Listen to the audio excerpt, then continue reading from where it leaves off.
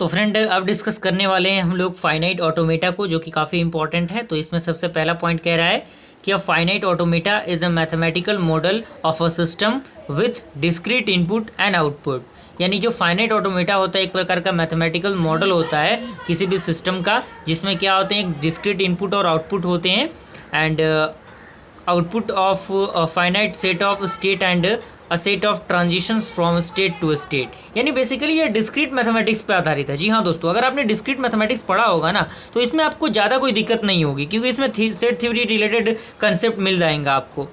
उसके बाद इसमें पॉइंट कह रहा है कि finite automata is a collection of 5 tuples. यानी जो आपका फाइनाइट ऑटोमेटा होता है उसमें 5 ट्यूपल्स पाए जाते हैं, जिसमें आपका क्यू हो गया, समेशन हो गया, डेल हो गया, क्यू नॉट हो गया, एफ हो गया। जहाँ पे आपका कैपिटल क्यू क्या है, फाइनाइट सेट ऑफ स्टेट है, या आपका समेशन क्या है, finite set of input alphabet है, और क्यू नॉट क्या है, आपका इनिशियल स्टेट है, जिसको हम लोग क्यू नॉट को कैपिटल क्यू के जो बराबर है उसको मान सकते हैं बिलोंग्स करके।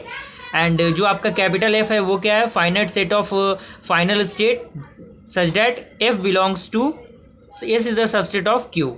एंड आपका जो डेल है वो क्या है, ट्रांजिशन फंक्शन है। तो ये बेसिकली चीज़ें हैं। इसमें जो टर्मिनोलॉजी यूज़ किया जाएगा ऑटोमेटा के अंदर वो होता है अल्फ़ाबेट। तो अल्फ़ाबेट आपको पता ही होगा, जो भी आप इंग्लिश अल्फ़ाबेट यूज़ करते हैं वही आपका अल्फ़ाबेट है। तो यहाँ पे कुछ चीज़ें लिखी हैं, आप इनको कर सकते हैं। उसके बाद आपको स्ट्रिंग के बारे में नॉलेज होना चाहिए। स्ट्रिंग भी बेसिकली वही कंसेप्ट है उसका, तो आप इसको लिख लीजिए। और उसके बाद आपका लेंथ ऑफ स्ट्रिंग होता है, किसी भी स्ट्रिंग के लेंथ को किस तरह से फाइंड करेंगे। जैसे मान लीजिए यहाँ पे दिया हुआ है CABCAD, तो यहाँ पे टोटल कितना एलिमेंट है, 6 है, तो यहाँ पे लेंथ कितना हो जाएगा, 6 हो जाएगा। इसी तरह से लैंग्वेज क्या है, लैंग्वेज कह रहा है कि language is a subset of summation and multiply for some alphabet summation.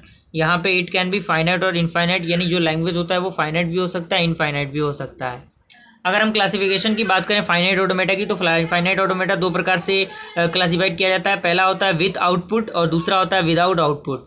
Output के द्वारा क्या होगा, आपका मेले मशीन होगा और मोरे मशीन होगा, और विदाउट आउटपुट के क्या होगा, DFA होगा, NFA होगा और इप्सिलॉन NFA के होगा। तो ये बेसिकली क्या होगा, कंसेप्ट होगा। आने वाले वीडियो सीरीज में सारी चीज़ों के बारे में हम लोग डीपली पढ़ेंगे। तो मिलते हैं ऐसे इंटरेस्टिंग वीडियो के साथ, तब तक के लिए थैंक यू।